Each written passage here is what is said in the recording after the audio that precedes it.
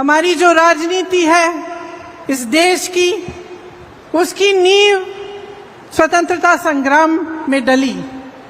पंडित जवाहरलाल नेहरू के साथ ऐसे महापुरुष थे जो आजादी के लिए लड़े और उन्हीं के असूलों से, उस संग्राम के असूलों से ये देश बना। तो ये एक ऐसी राजनीति है जिसके नेता आगे भी देखते हैं भविष्य के लिए और साथ साथ वर्तमान को भी मजबूत बनाते हैं। मैंने खुद अपने अनुभव से ये देखा कि ये राजनीति क्या है। मैं आपको एक कहानी बताती हूँ, बहुत छोटी थी, 12-13 साल की होंगी। अनोखे लाल मेरे दोस्त अमेठी से आए हैं। अमेठी की एक बात है, मेरे पिताजी प्रधानमंत्री थे, उनके साथ मैं अमेठी के दौरे पे गई। आपको मालूम होगा वो उसका संसदीय क्षेत्र होता था। खुद जीप चलाते हुए वो गए, मैं उनके साथ साथ बैठी थी। हम एक गांव में पहुंचे। गांव में हम उतरे और सड़क पर चलकर कुछ लोगों से बातचीत करने लगे। अचानक एक महिला उठी, बहुत जोर जोर से डांटने लग गई मेरे पिताजी को। तो मैं खुद चौंक गई, क्योंकि पिताजी से तो थोड़ा सा डर तो बच्चों को होता ही है, लेकिन उसके ऊपर से वो प्रधानमंत्री थे और मैंने ऐसे नहीं देखा था कि कोई उनको ऐसा डांट सके। तो डांटने लगी कि भाई मेरी सड़क है, पानी बरसा था, पूरी सड़क डूब गई है, उसमें तुमने क्या किया? और मेरे पिताजी उनको जवाब दे रहे थे। तो ये उस समय की राजनीति है जब प्रधानमंत्री तक नेता को एहसास होता था कि जनता के प्रति उसकी जवाबदेही है। गाड़ी में बैठे मैंने कहा बुरा नहीं लगा पापा? कहते बिल्कुल नहीं, ये मेरा कर्तव्य है और ये उसका कर्तव्य है, उस महिला का, कि मुझे याद दिलाए, मुझे बताए कि यहाँ ये समस्या है, इस समस्या को सुलझाओ। अब आगे आइए, तकरीबन 40 साल बीत गए, मैं बुढ़ी होने वाली हूं। मैं उत्तर प्रदेश में काम कर रही थी। एक मोहल्ले के अंदर चली गई, एक महिला मिली, चूल्हे पे खाना पका रही थी। मैंने पूछा गैस सिलेंडर है? कहा है दीदी, खाली पड़ा है। मैंने कहा भर सकती हो? कहती नहीं भर सकती, पैसे नहीं है। मैंने कहा घर पे काम कौन करता है? उसने कहा कोई नहीं करता, रोजगार नहीं मिलते आजकल। मैंने कहा कमाती कैसी हो, कैसे हो? तो उसने कहा थोड़ी बहुत कांच की चूड़ियां थी, उनको वो जोड़ जोड़ के वो कमा लेती थी थोड़ा बहुत। तो मैंने कहा भाई मोहल्ले की क्या परिस्थितियां हैं? उसने कहा दीदी बिजली के खंभे हैं, बिजली नहीं आती, पानी की टूटी है, पानी नहीं आता, सड़क तो आपने देखी होगी खराब पड़ी हुई है। तो मैंने कहा वोट किसको दोगी?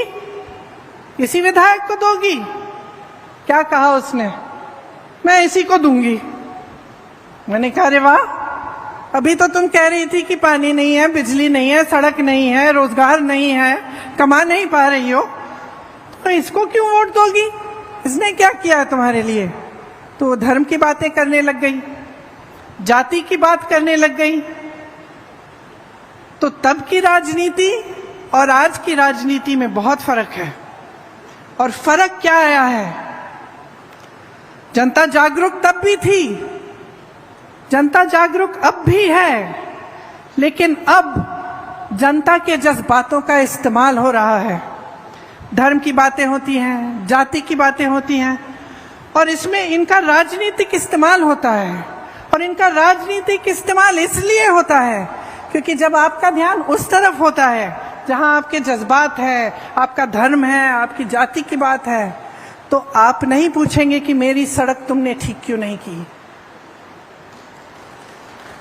तो आप नहीं पूछेंगे कि मेरे लिए पानी क्यों नहीं आ रहा है, मेरी यहां टूटी में पानी क्यों नहीं आ रहा है, तो आप नहीं पूछेंगे कि मेरे पति के लिए, मेरे लिए आपने रोजगार क्यों नहीं दिलवाया। और ये एक साजिश है, एक बहुत बड़ी राजनीतिक साजिश है। जिससे आप सबका ध्यान भटकाया जाएगा ताकि आप सही सवाल नहीं उठा पाएंगे। आज की राजनीति अफसोस की बात है, लेकिन यही राजनीति चल रही है। आपने अक्सर सोचा होगा कि सत्ता के पीछे लोग बहुत दौड़ते हैं, खासतौर से नेता लोग बहुत दौड़ते हैं, और मैंने अपने अनुभव में देखा है कि कई ऐसे नेता होते हैं जो सत्ता के लिए ही उत्सुक होते हैं, महत्वाकांक्षी होते हैं और सत्ता इसलिए चाहते हैं ताकि उनका मान सम्मान बढ़े, उनके पैसे इकट्ठे हों, उनके बड़े बड़े महल बने। वो एक तरह का नेता होता है। लेकिन एक अलग तरह के नेता भी होते हैं जो सत्ता इसलिए चाहते हैं क्योंकि उस सत्ता के जरिए जनता की भलाई कर पाएंगे। और मैं गर्व से कहती हूं कि आज छत्तीसगढ़ में जो कांग्रेस पार्टी का नेतृत्व है वह इसी तरह का है कि सत्ता इसलिए इस्तेमाल करते हैं इस तरह से कि आप सबकी भलाई हो। जैसे मैंने कहा कि जो आपकी संपत्ति है, इस देश की संपत्ति है, इस प्रदेश की संपत्ति है, वो आपके काम आई। आपने देखा होगा कि केंद्र सरकार सहायता नहीं करती प्रदेश की सरकार की, और केंद्र सरकार की जो नीतियां हैं उनके तहत जितनी भी देश की संपत्ति थी, चाहे बड़े बड़े पीएसयू थे, चाहे बंदरगाह थे, चाहे एयरपोर्ट थे, सब बड़े बड़े उद्योगपतियों को दिए गए। ये आपकी संपत्ति थी, आज आपकी नहीं रही। ऐसी सरकार केंद्र में है तो एक तरह से आपका ये सौभाग्य है कि प्रदेश में जो सरकार है वो आपके हित की रक्षा करती है, और जो देश की केंद्र की सरकार है उनकी जो तमाम ऐसी नीतियां हैं जिससे जनता का नुकसान हो रहा है उससे आपको बचा कर रखती है। जितनी महंगाई आज बढ़ गई है केंद्र की सरकार की नीतियों की वजह से, उससे कुछ हद तक छत्तीसगढ़ की जनता, छत्तीसगढ़ का किसान, नौजवान बच रहा है। आपने देखा होगा केंद्र सरकार को, प्रधानमंत्री श्री नरेंद्र मोदी जी को हाल ही में उन्होंने G20 कराया। कोई नहीं कहता कि ये बुरी चीज है, अच्छा है, देश का मान सम्मान बढ़ता है, अच्छा है।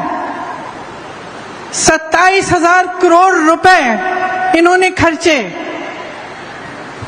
यशोभूमि को बनाने में, 20,000 करोड़ रुपए इन्होंने खर्चे नए संसद भवन को बनाने में, 8,000 रुपए के ये हवाई जहाजों में उड़ के जाते हैं सिर्फ उनके लिए। 2 हवाई जहाज खरीदे हैं 8,000 करोड़ रुपए के। लेकिन ये आपको ये जवाब नहीं दे पाते कि आपकी सड़कें टूटी क्यों हैं। ये आपको ये जवाब नहीं दे पाते कि आपके घर में रोजगार क्यों नहीं आ रहा है। ये आपको ये जवाब नहीं दे पाते कि महंगाई इतनी क्यों बढ़ गई है कि आपकी कमर तोड़ी जा रही है, कि इस देश का किसान आज 27 रुपए प्रतिदिन कमा रहा है। ये जवाब नहीं दे सकते कि जब इस देश का किसान 27 रुपए प्रतिदिन कमा रहा है तो उनके बड़े बड़े उद्योगपति दोस्त एक दिन में 1600 करोड़ रुपए कैसे कमा रहे हैं। देश का मान सम्मान बढ़ता है, ये हर देशवासी के लिए अच्छी चीज है, सबको गर्व होता है। लेकिन इसका मतलब नहीं कि इस देश के गरीब, इस देश के मिडिल क्लास को भूल जाएं, और ये भूल जाएं कि सत्ता उन्हें किसने दी और उनको कैसे मिली। आज छत्तीसगढ़ में एक ऐसी प्रदेश की सरकार है जो पुरानी वाली राजनीति के असूलों पर चल रही है। केंद्र की सरकार ने गरीबों और मिडिल क्लास से छीना है और छीन के अपने बड़े बड़े उद्योगपति मित्रों को सींचा है। छत्तीसगढ़ की इस प्रदेश सरकार ने एक एक पैसा आपके जेब में वापस डाला है।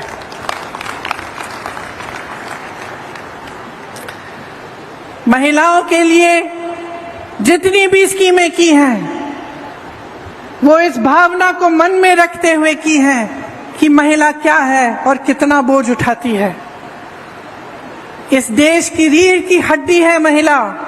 मेरी बहनें, समाज का, परिवार का पूरा बोझ आप उठाती हैं।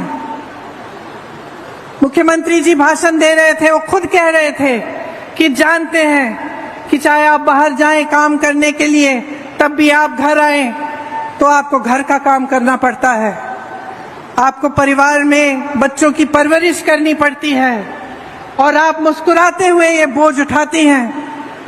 मैं जानती हूं कि रात को आखिर में, सबसे आखिर में जो सोती है वो महिला होती है।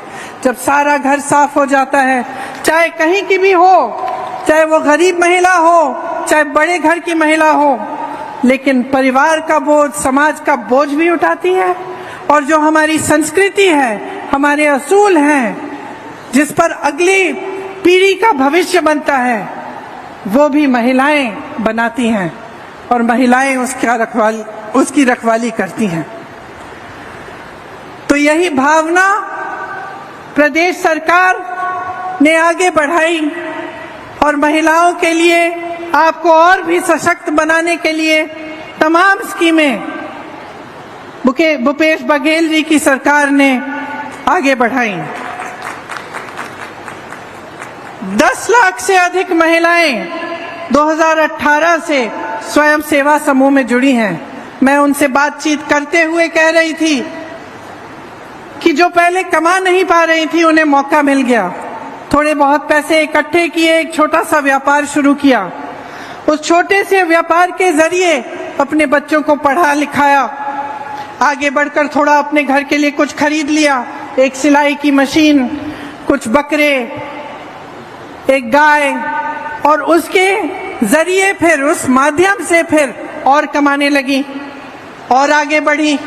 सरकार स्कीम लाई, उन स्कीमों के तहत और भी कमाई हुई और मुस्कुराकर मुझे कह रही थी कि कुछ ऐसे स्वयं सेवा समूह हैं जिन्होंने हजारों लाखों रुपए कमा लिए हैं।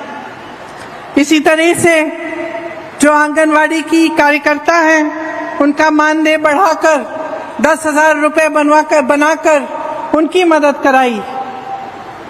सहायिका को भी मदद की, उनका भी मानदेय बढ़ाया। मिनी आंगनवाड़ी की कार्यकर्ताओं का भी 7,500 तक बढ़ाया। मितानिन बहनों की प्रतिमाह 2,200 रुपए की आय उनको भी दिलवाई। मुख्यमंत्री सुपोषण अभियान से जो कुपोषित महिलाएं हैं, उनका भी लाभ हुआ। दाई दीदी क्लिनिक शुरू करवाई, जिससे महिलाओं के लिए महिलाओं द्वारा संचालित क्लिनिक बनी, जिससे निःशुल्क इलाज हो रहा है। महतारी जतन योजना एक ऐसी योजना जिससे गर्भवती महिलाएं को अच्छा भोजन मिलता है, उनको पौष्टिक भोजन मिलता है।